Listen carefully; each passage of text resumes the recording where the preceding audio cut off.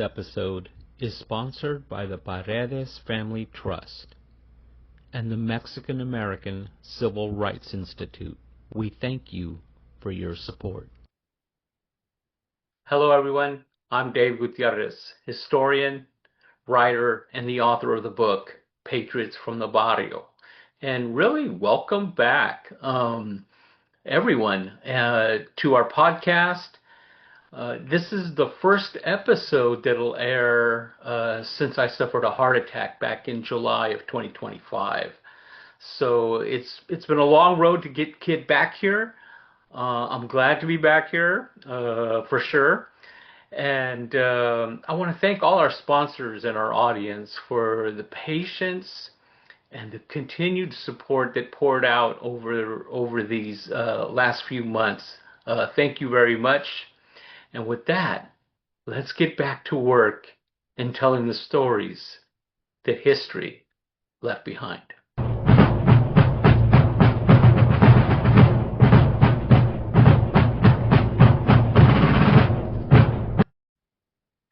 He wasn't American, but without him, the United States might not exist.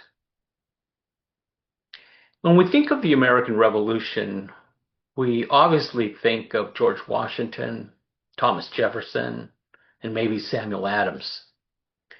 But very few mention the name Bernardo de Galvez. The American Revolution wasn't just a colonial rebellion. It was a global war. And Britain wasn't just fighting the American colonies that had declared their independence in 1776. It was fighting France and Spain across the world.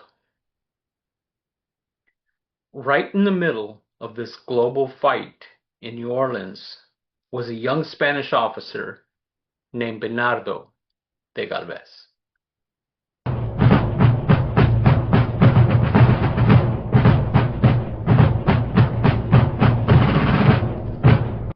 Welcome to this very special episode of Patriots from the Barrio.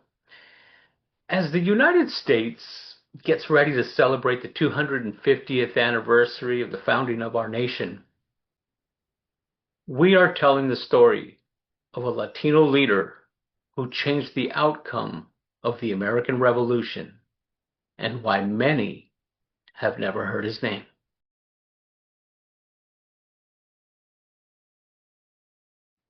Born in Spain in 1746, Bernardo de Galvez was already a seasoned soldier by the time he arrived in North America. This is how history remembers Galvez.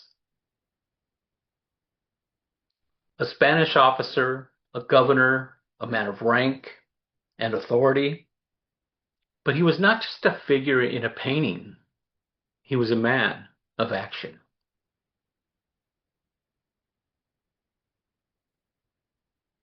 On January 1st, 1777, he became the 5th governor of Spanish Louisiana.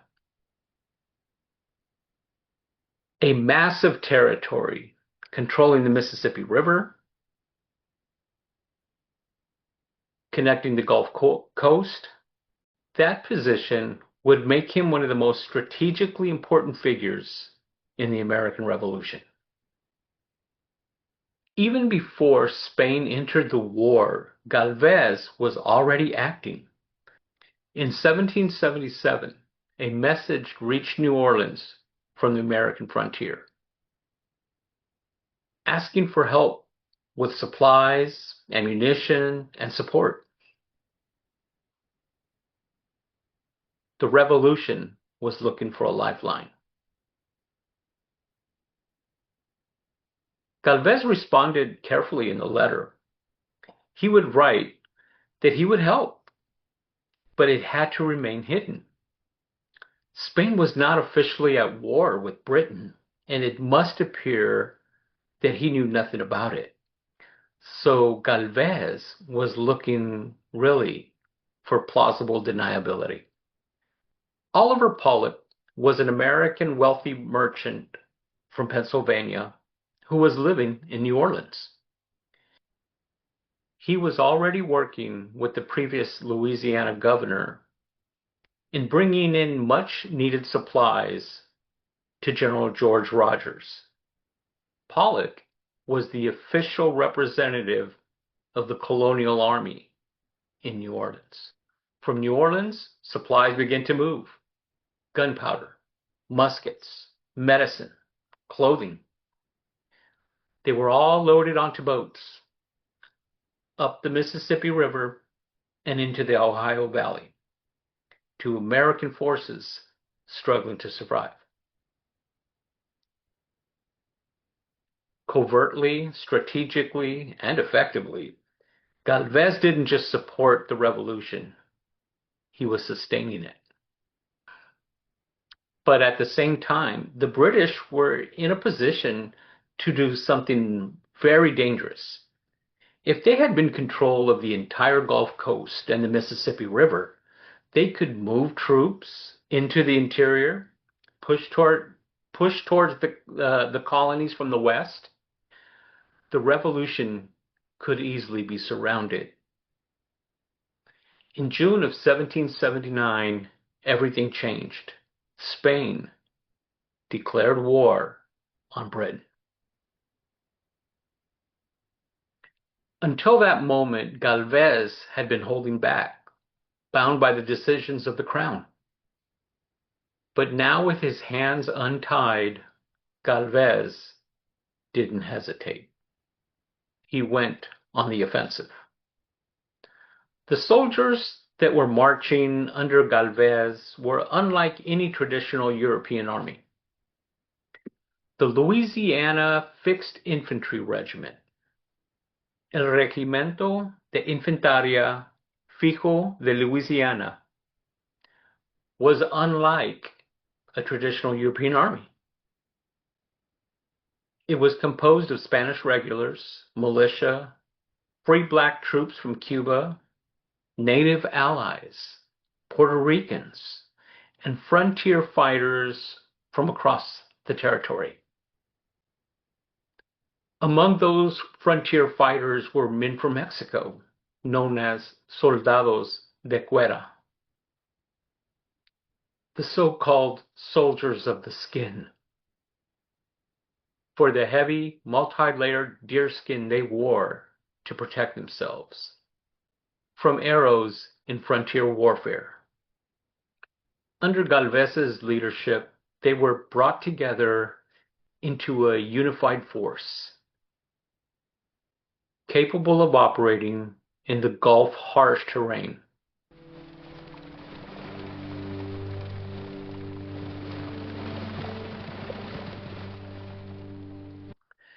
Wealthy merchant Oliver Pollock wasn't just funding the revolution, he was taking part in it. Pollock would join Galvez on the offensive, being Galvez's camp aide. Along with Pollock, there were 10 other American volunteers. One of those volunteers was 19-year-old Stephen Miner, also from Pollock's neck of the woods, Pennsylvania.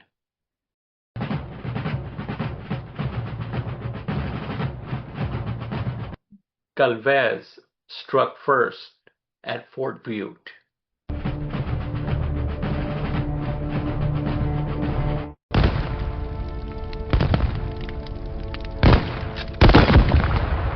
Opening the campaign to drive the British out of the Mississippi Valley.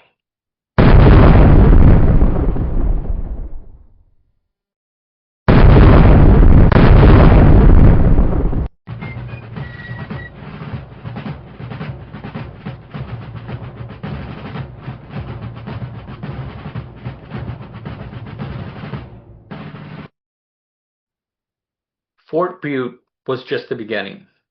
With momentum on his side, Galvez pushed forward to Fort New Richmond at Baton Rouge.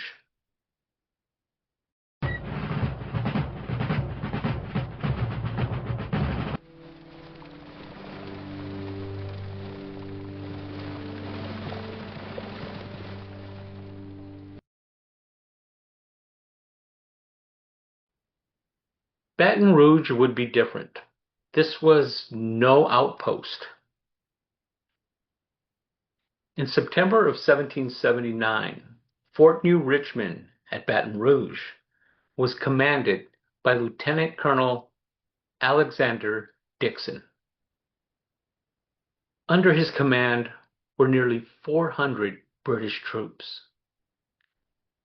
including the 16th Regiment and the 60th Regiment. The 60th Regiment had been trained specifically for frontier warfare in North America. This was not an unprepared garrison. When Galvez arrived, he saw a fort in position to hold the river. So instead of attacking the fort directly, he would analyze and shape the battlefield. Galvez sent a small detachment through the trees. This detachment had orders to cut down trees, just enough movement, just enough noise to be a distraction. The fort answered.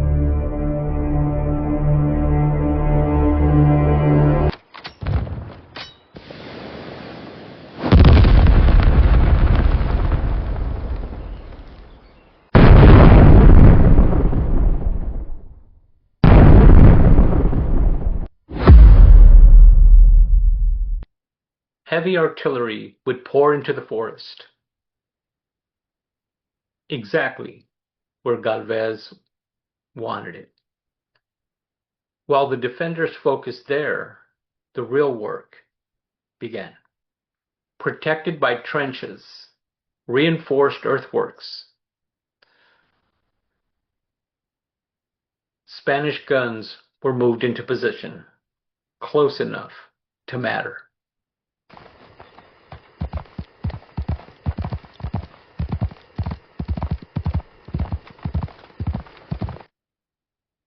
There was no rush. This was pure pressure. When the British guns opened, they did not open where the main force was. The fort had spent its fire on shadows in the trees, and now Galvez was ready to answer.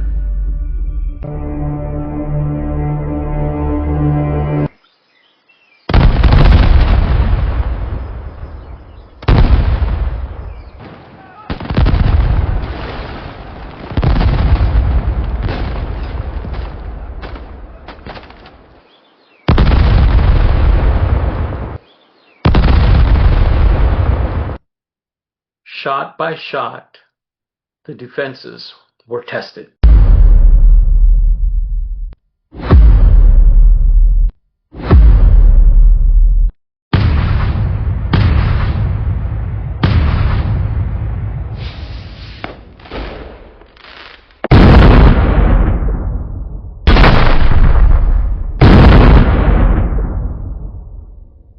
The balance of the fight began to shift.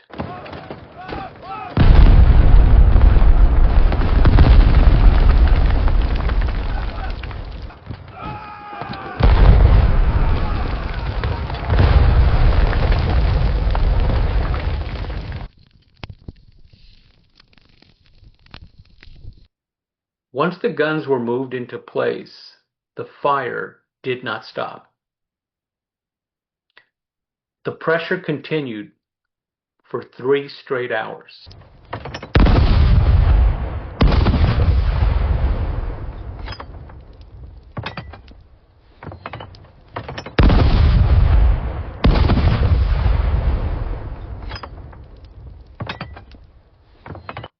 The fort was strong, but the distance was closing. Inside Fort New Richmond, the situation was becoming clear. The fire from the forest had been a distraction. The real danger was now in front of them. This was no reckless assault. It was a siege, and it was working. Lieutenant Colonel Dixon asked for terms.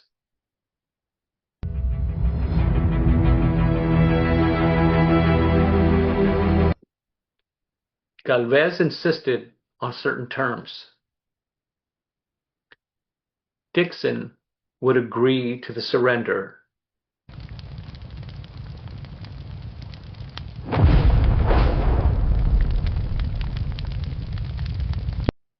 but the terms went beyond Baton Rouge. Dixon surrendered Fort New Richmond and every British post on the Mississippi above it, including Natchez, as Galvez insisted. With a victory at Fort New Richmond at Baton Rouge, Galvez removed the British from the Mississippi.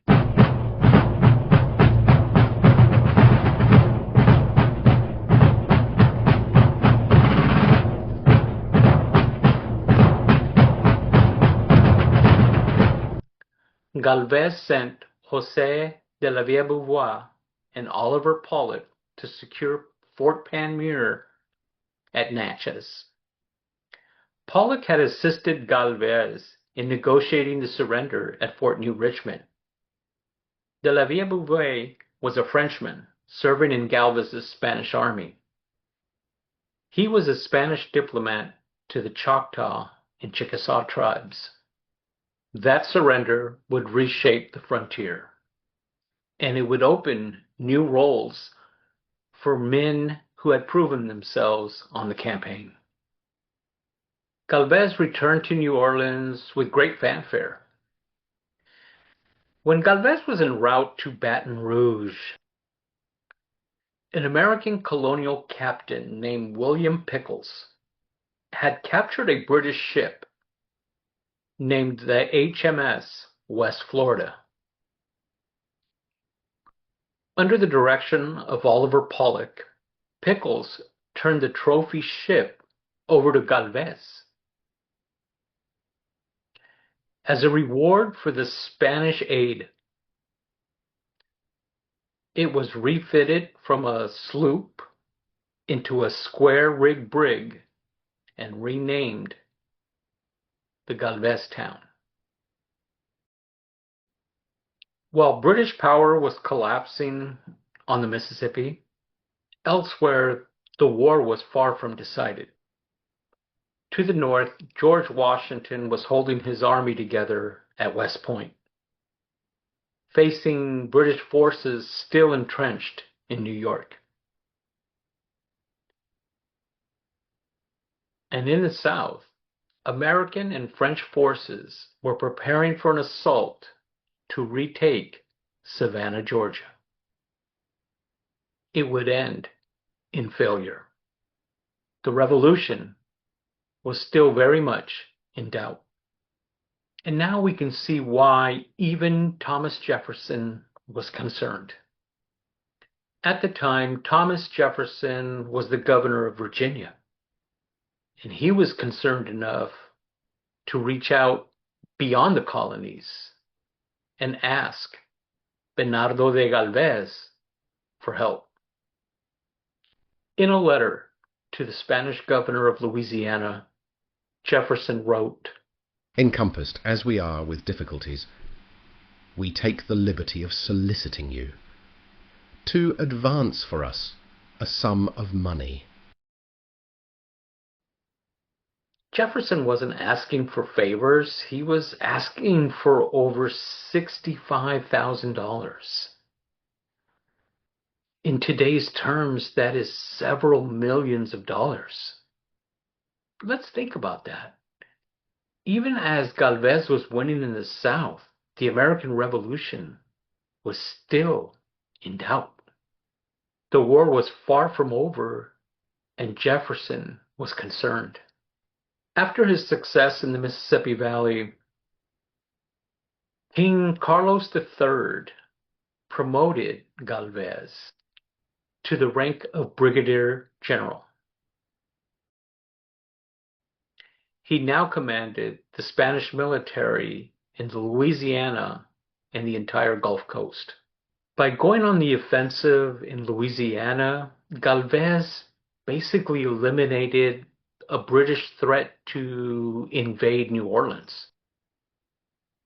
But he was not finished.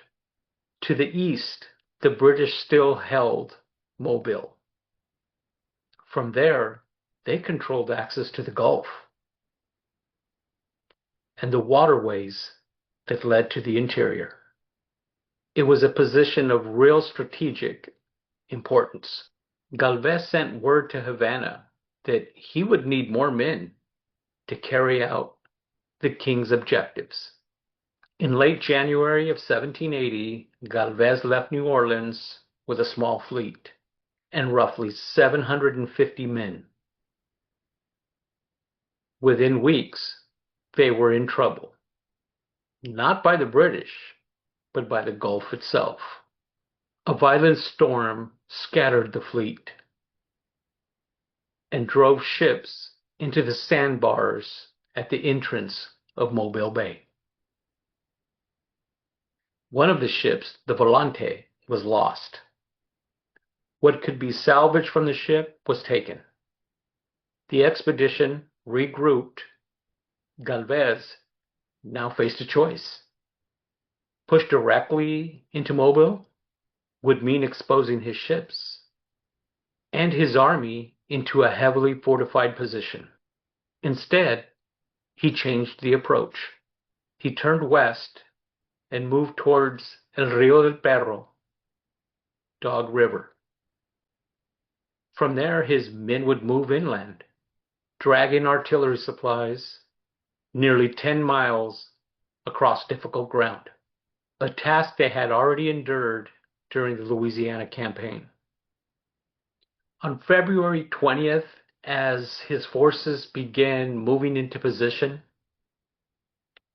reinforcements from Havana arrived, including troops from the Navarre Regiment, bringing his force to nearly 1,200 men. With Galvez was the frontiersman from Pennsylvania, Stephen Minor. His skill in the Mississippi campaign had earned him a place next to Galvez himself as part of his personal guard. Guarding Mobile stood Fort Charlotte, originally built by the French and strengthened under British control. The fort commanded the river and the town that surrounded it. Roughly 300 British troops under the command of Captain Elias Dunford.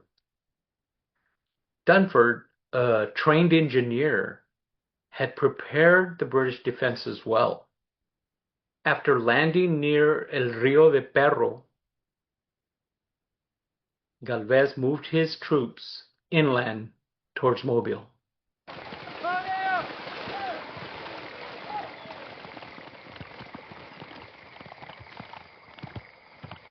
The movement didn't go unnoticed. British scouts confirmed it. The Spanish had arrived.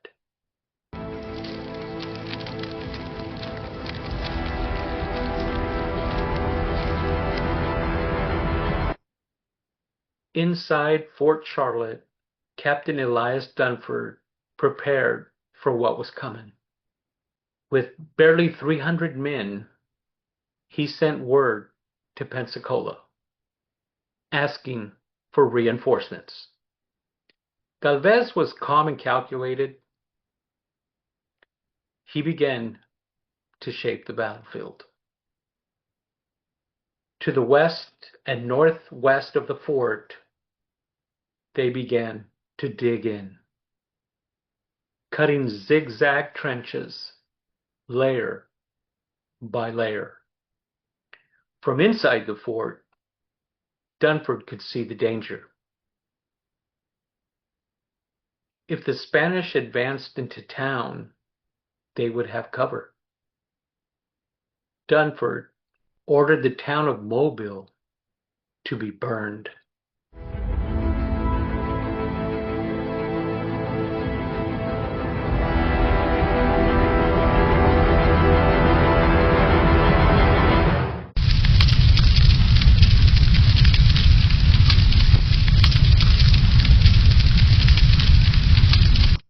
ground was left completely exposed.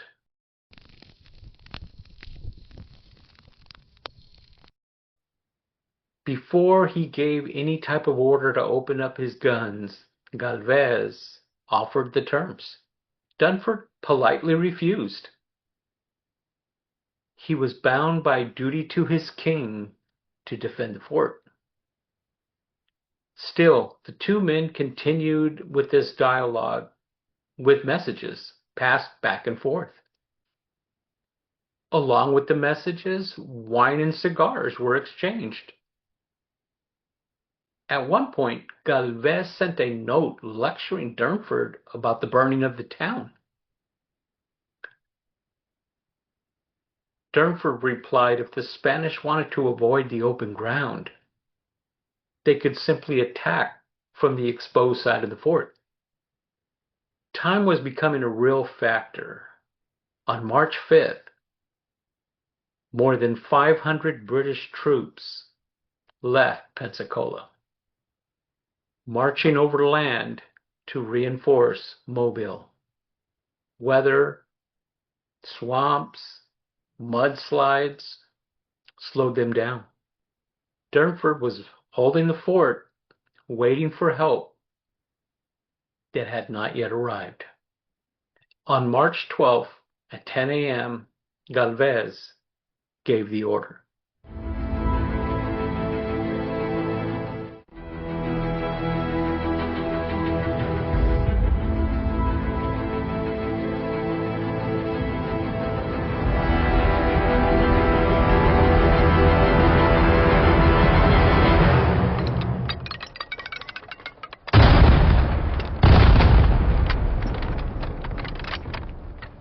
¡Preparado! ¡Fuego! ¡Listo! ¡Fuego!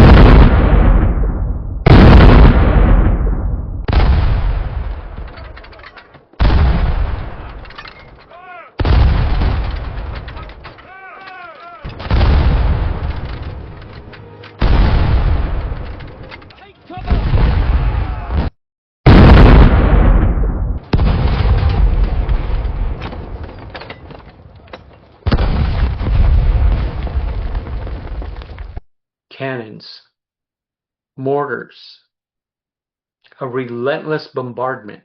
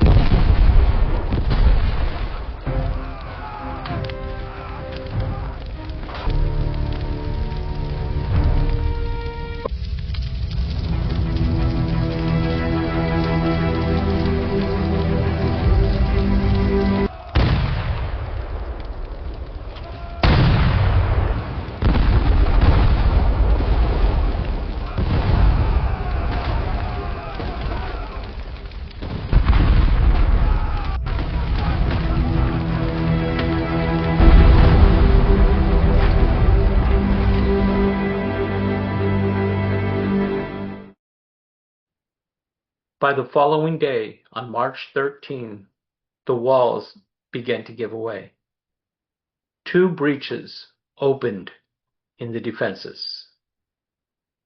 The fort could not be held. A white flag appeared over the fort.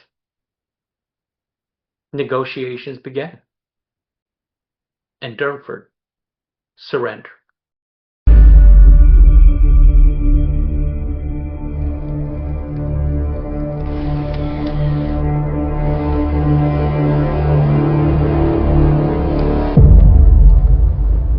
The British garrison marched out of the fort with their colors flying, drums beating. They laid down their weapons at the front of the gate. Officers were allowed to keep their swords. Galvez had offered generous terms, safe passage, on the condition that they would not take arms up against the Spanish crown for 18 months. The terms were accepted. The relief force from Pensacola arrived too late. Upon nearing the fort, they could see the Spanish flag flying high over it. They turned around back to Pensacola. As the surrender concluded, Colonel José Manuel Espeleta, commander of the Navarra Regiment and Knight of Justice of the Sovereign Military Order of St. John of Jerusalem, arrived from Havana.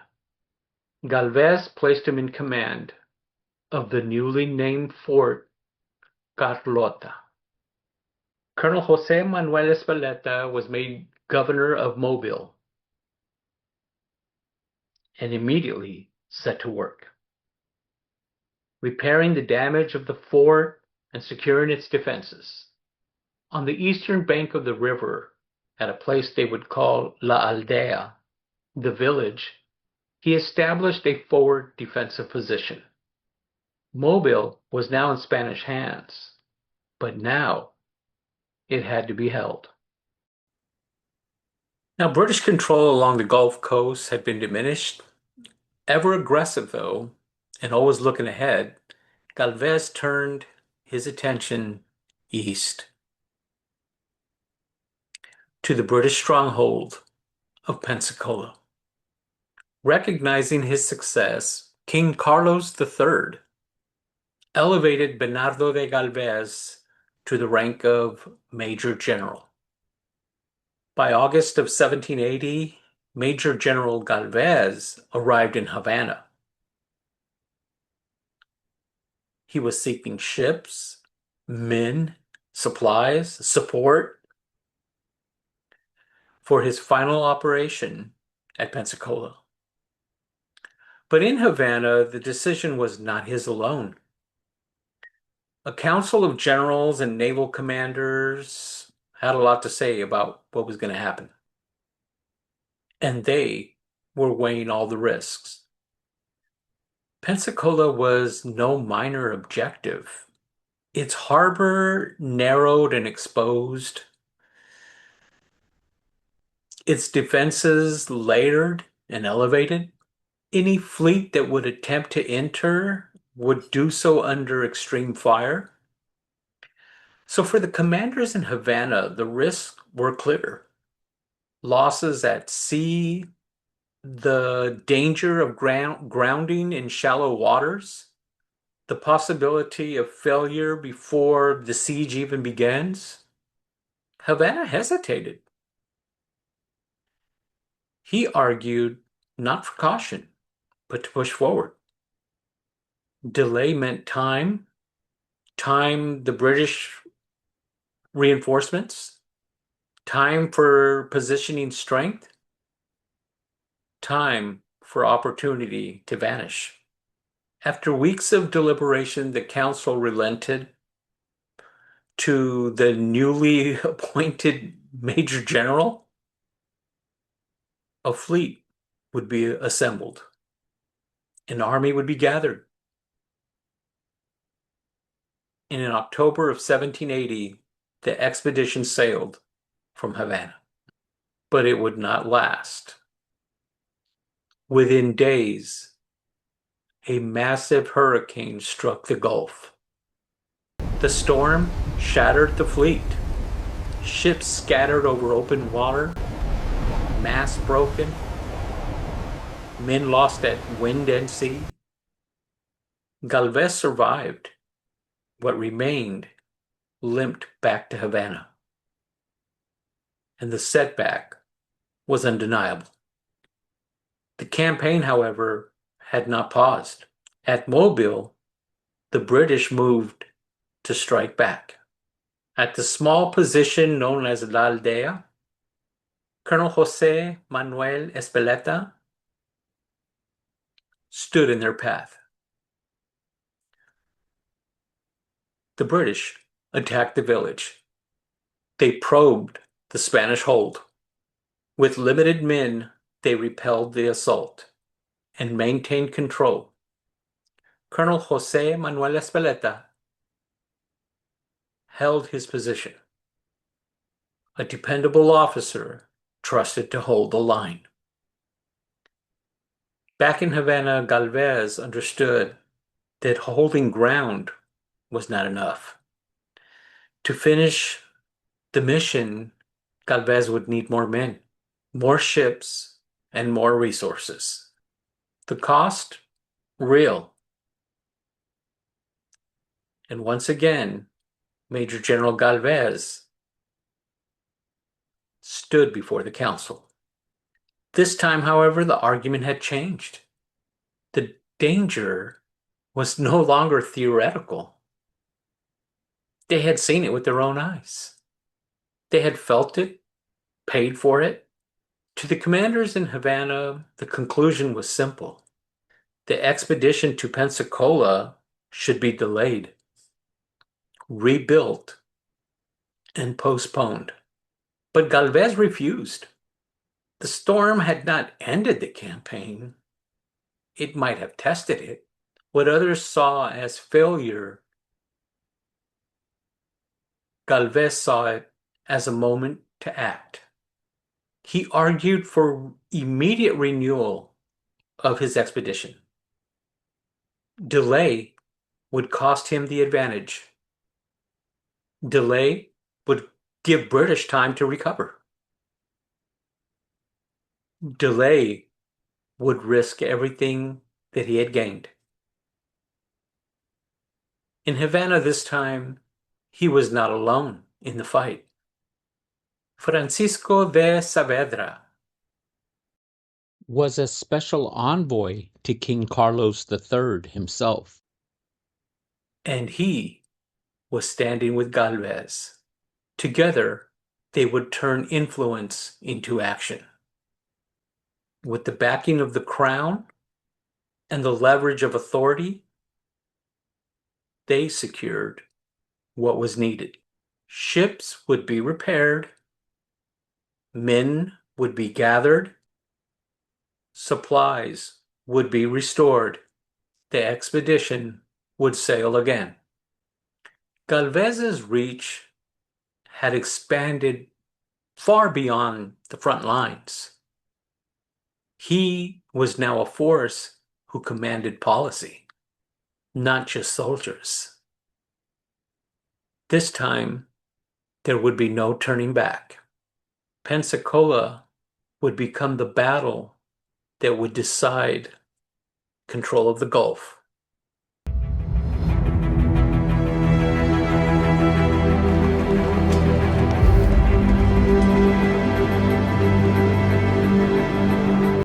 After months of preparation, after loss and renewal, the Spanish expedition approached its objective.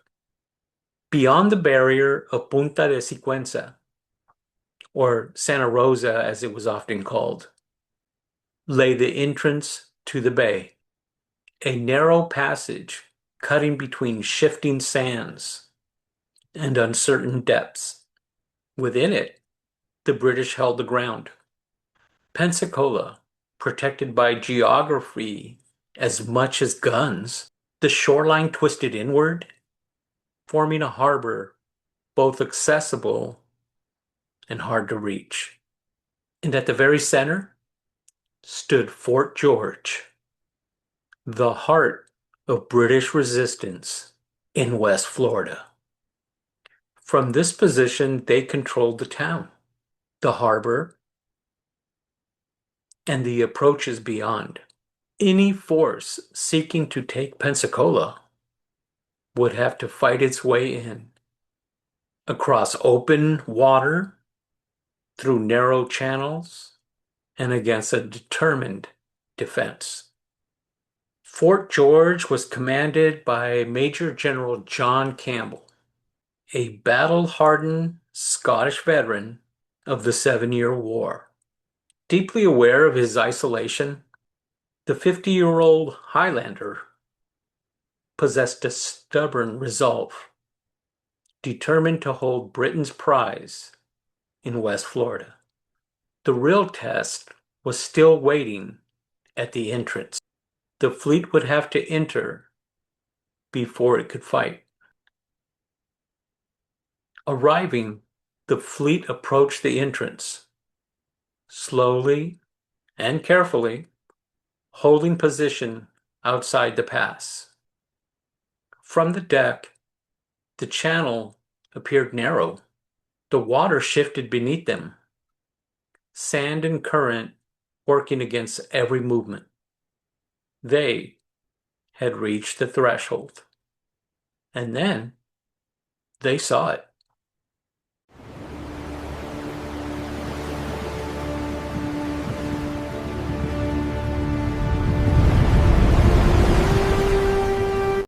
High above the entrance, cut into the red earth, British guns, positioned along the cliffs, commanding the entire channel. To enter was to pass directly under fire. The fleet halted. The largest ships held their distance. Even the San Ramon, with its guns and its strength, did not advance. The risk was too great. The entrance to Pensacola was not merely narrow, it was controlled. From above, under enemy guns, with no margin for error. The big 64-gun San Ramon tried to lead the way. It failed. Grounded on a sandbar, immobile and exposed. And for a moment, the campaign stalled. But Galvez did not. He had seen the problem and understood it immediately. This was not a question of courage, but of control. The guns on the cliffs had to be answered. But the guns were not alone. Inside the entrance, 2 British ships lay in wait. The HMS Mentor with its 24 guns, and the HMS Port Royal with its 18 guns, guarding the pass beyond the cliffs. To force the channel, the ships first had to be cleared. Galvez sent a reconnaissance party ashore, Santa Rosa. They moved across the Punta, surveying the ground and studying the enemy position. At Punta de Seguinza, guns were brought ashore. Through sand and turf, they carried the artillery to the edge of the channel, positioned to command the waters and drive the British ships from the pass. The purpose was not to destroy the ships, but to control the area, to deny the enemy the position, and open the way forward. Under Spanish fire, the British ships withdrew. The HMS Mentor and the HMS Port Royal were driven from the entrance. From Fort George, General John Campbell gave new orders. The ships were to anchor near the shore, under the protection of the land, and their guns were to be removed, taken ashore for the defense of the fort. The British had yielded the water, but not the fight. The ships might have been driven back, but it was still not safe. The guns on the cliffs still commanded the entrance. To pass through would still require everything. Galvez set up his camp on Santa Rosa. For 10 days, the fleet held its position outside the entrance. The guns above the cliffs didn't remain silent, though. Day after day, they would test their range, their power, and the will of the fleet below. The channel itself became a calculation. Shallow water, shifting sand, currents that would turn a ship broadside. Every line of passage was measured. From below, the guns never left their sight, waiting above them, silent at times, then roaring to life without warning.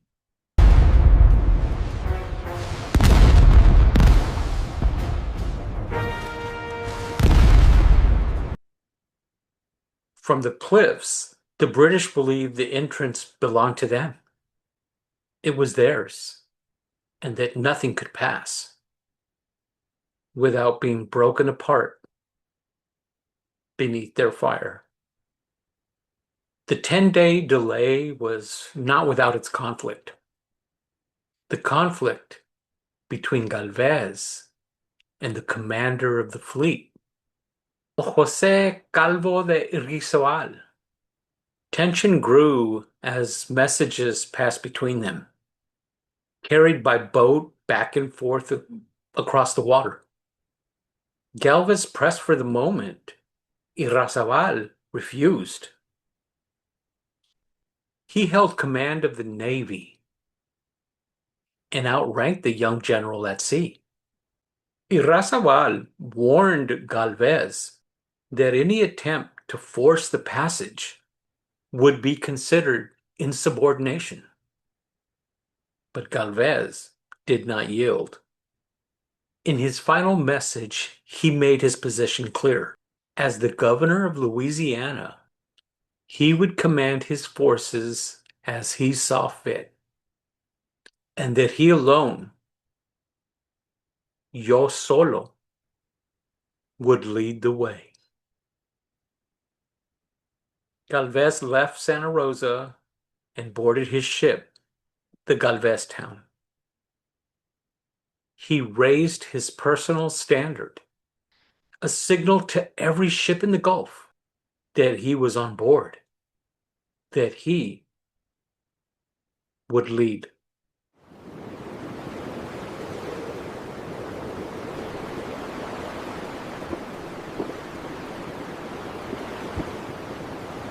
And then he gave the order.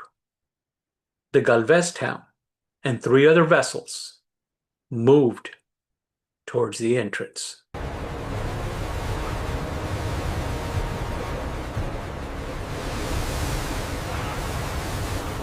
The San Ramon lay at anchor. With more than 60 ships of the Spanish Armada, Irizoal held his position just beyond the reach of the British guns, close enough to observe, but unwilling to advance. March 18, 1781. The Galveztown was moving at full speed.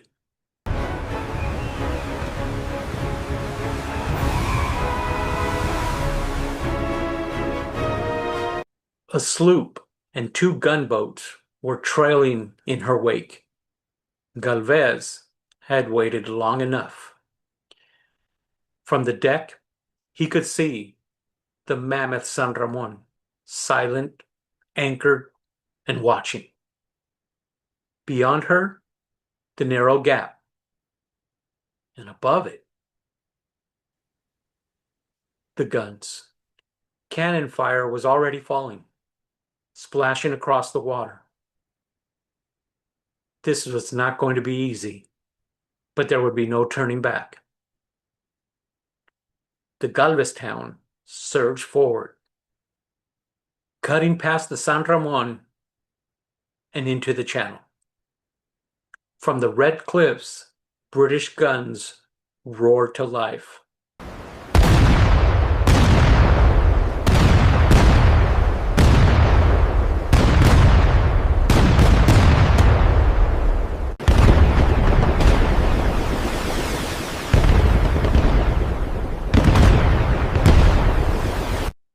Fire and iron rained down from high above. 100 feet from the entrance, the water erupted, splashes rising all around her. The Galvez town veered as if to turn, but instead, she drove straight into the red cliffs.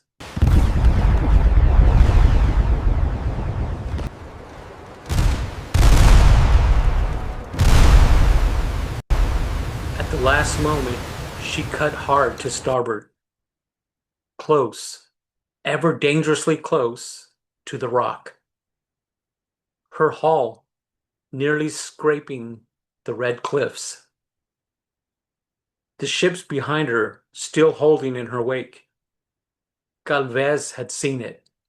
For 10 days, he had watched those guns, measured their fire, studied their reach, and understood their limits. The British cannons, mounted high above, could not be brought to bear against a ship directly beneath it. They fired again and again, their shots passing far overhead. More than 50 rounds, 32 and 24-pound iron, thrown into fury. But they could not stop her. The Galvez town pressed on, through the gauntlet, and into Pensacola Bay. Her sails torn, riddled with holes, but still standing. The ship and her crew had survived. From the fleet beyond, the signal came. The captains would follow. Galvez had shown the way. And now the fleet would enter. A week before his Yo Solo run into Pensacola, Galvez had already set things in motion. He had sent word to Mobile, to Colonel José Manuel Espeleta. The message had been received. Espeleta moved at once, leaving behind a small force to hold Fort Charlotte in La Aldea. On March 22nd, 1781, Galvez landed inland at a place called Chico Bayo. It was a deliberate choice, hiding from the guns and beyond the reach of the enemy. Before anything began, the commanders spoke. Galvez's message was that the town and its people were not to be destroyed.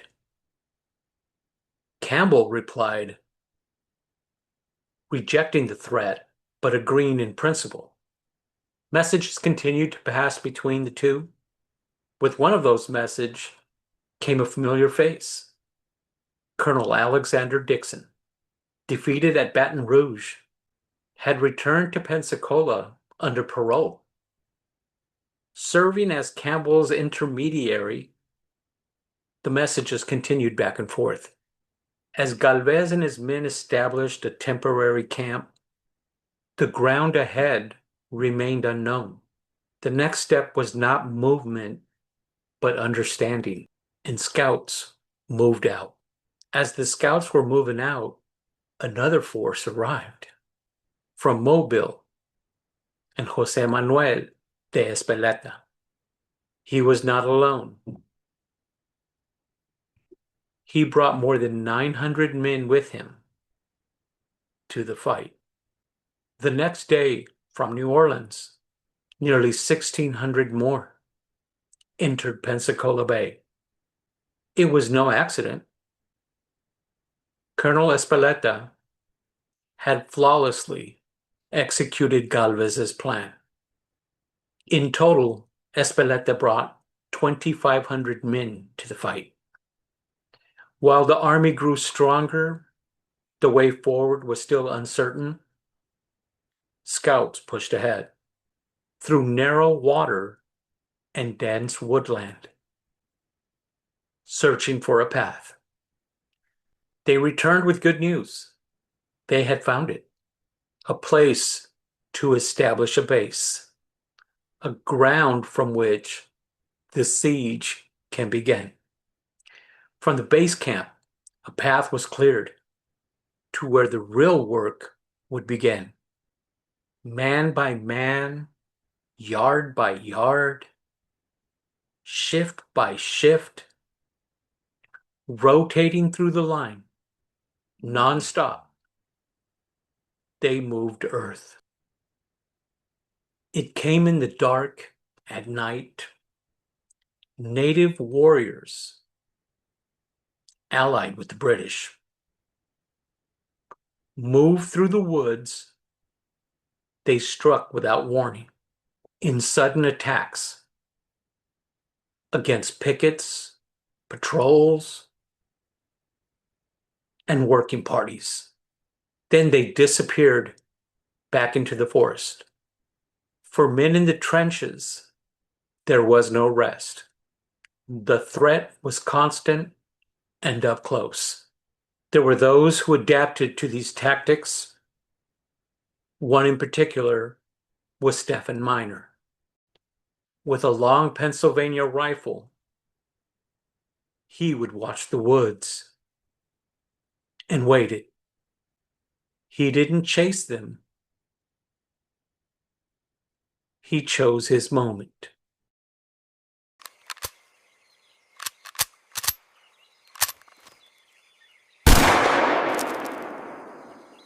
Night after night, the Choctaw ghosts appeared and then vanished. As the work continued, lines pushed forward, cutting into the earth. The siege was taking shape. Guns were brought forward, placed along the line to push the threat back and into the trees. But the fighting did not fade. It grew closer and louder.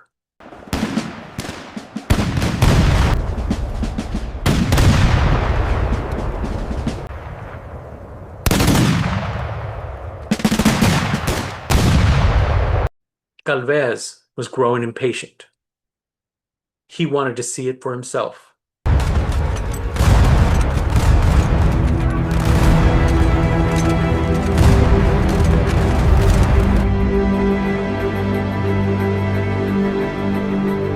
While at the front lines, the fire came suddenly. He was shouting out instructions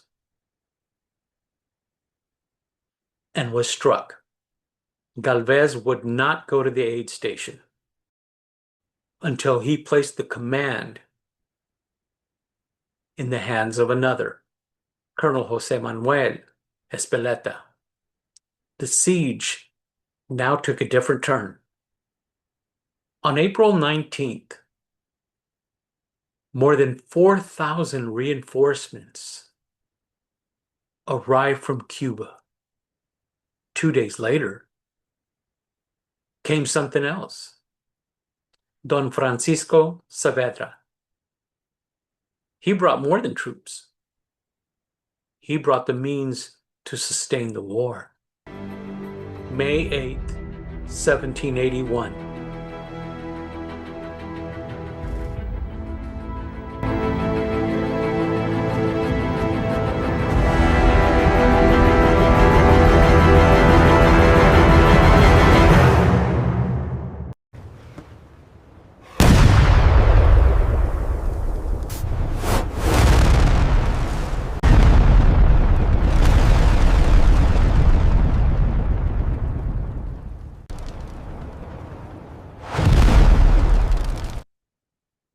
One shot ignited the powder magazine at the Queen's Redoubt, the position that had stood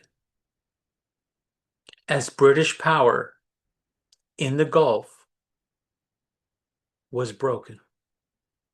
General Campbell's fate was no longer in doubt. He asked for terms the next day. On May 10th, 1781, British commander General John Campbell surrendered Fort George, and with it the entire Gulf Coast, to Major General Bernardo de Galvez.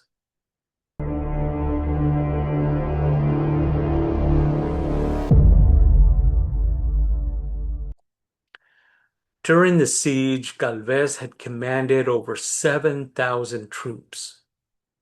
The siege of Pensacola was not a battle of hours or even days. It was a grueling war of attrition. For more than 2 months, the fighting never stopped. From the first landing to the final explosion, the pressure never lifted. While other battles were decided in moments, Pensacola was decided yard by yard. It would become the longest continuous siege in the American Revolution. Yet for many watching or listening to this podcast, it's the first time you're hearing about the siege of Pensacola. Without Don Bernardo de Galvez, Great Britain keeps its boot firmly on the neck of the southern colonies, isolates Washington in the north, and starves out the rebellion. The United States, as we know it, likely dies in its infancy. But that didn't happen. With Pensacola, the Gulf changed hands. British West Florida was lost, the southern flank collapsed, and the war completely shifted. Even at Yorktown, the plan bore a Spanish imprint. To win at Yorktown, Washington needed the sea. He depended on the French fleet to close Chesapeake Bay. And it was none other than Don Francisco Saavedra, the voice of King Carlos III, who helped turn that fleet north to Chesapeake Bay. And in return, Spain would safeguard France's interests in the Caribbean. And at the center of everything was one man who refused to stop: Bernardo de Galvez. After Pensacola, King Carlos III promoted Galvez to lieutenant general and governor of West Florida, along with Louisiana. By royal decree, Galvez was granted the honor of adding to his coat of arms the image of his ship and a banner above it reading, Yo Solo. In 1784, Galvez was named the Captain General of Cuba. A year later, he was Viceroy of New Spain, overseeing Mexico and the lands that would one day be part of the United States. At just 40 years old, he died of a severe fever in Mexico. He was laid to rest in the Church of San Fernando in Mexico City, beside his father. How important was Galvez to the future of the United States of America? We can ask George Washington, who was constantly informed of Spain's victories in the Gulf. We can look to his personal invitation for Galvez to stand beside him at the 4th of July celebration in Philadelphia in 1783. And on May 8th of that very year, the Continental Congress accepted a portrait of Bernardo de Galvez, a gift from Oliver Pollock. The Continental Congress resolved that the portrait be displayed in his honor within the halls of Congress. But the years passed by, and that promise was not kept. More than 2 centuries later, in 2014, that promise was finally fulfilled. Galvez's portrait took its place in the United States Capitol. A week later from that honor, a resolution was signed into law that made Bernardo de Galvez only the 8th person in history to be named honorary citizen of the United States of America.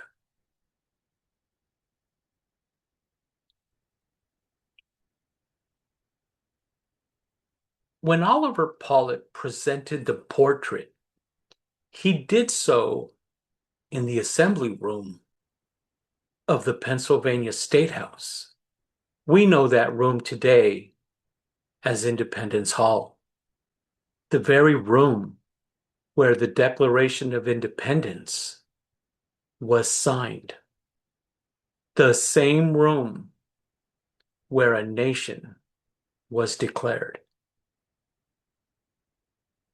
Thank you for joining us on this historic journey.